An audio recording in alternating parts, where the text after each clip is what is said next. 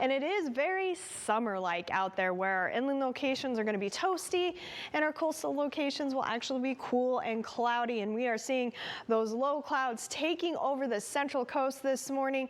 We are seeing those low clouds pushing into most of our valleys, not just around our coastal locations, and we are getting reports of some fog, dents in a few spots, and some drizzle as well. So a lot going on this morning with those low clouds. That marine layer is deep, and that is one of the reasons why we are seeing those low clouds across the area and some patchy fog as well. Again, we kind of showed you this earlier. We have a low pressure system just to the north of us. That was the one we were watching for you last week. It dodged us and moved on to the north.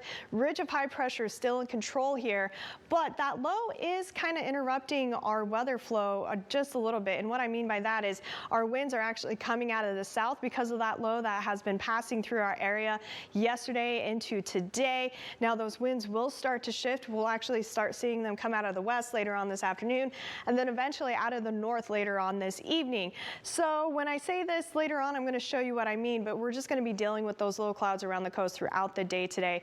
But our inland locations are still going to be toasty and sunny, and that's going to be the trend as we head into Tuesday.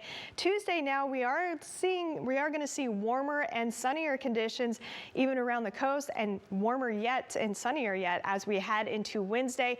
Not getting rid of this ridge of high pressure. It's going to remain in place as we head into the weekend. I really don't have much to show you here because we don't even have rain in the forecast. This is going to keep us dry for the next several days as well. Those low clouds will start to slowly retreat back to the coast. Our inland locations will slowly start to see that sunshine this morning, though I do think it's going to take a little slower to see some clearing our inland locations, especially in the Salinas Valley.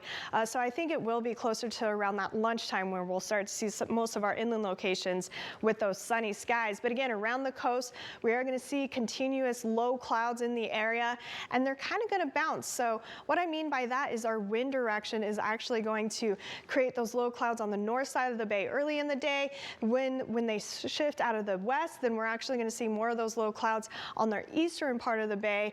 And then as those winds come down from the north, we're going to start to see some of those low clouds on the south side of the bay.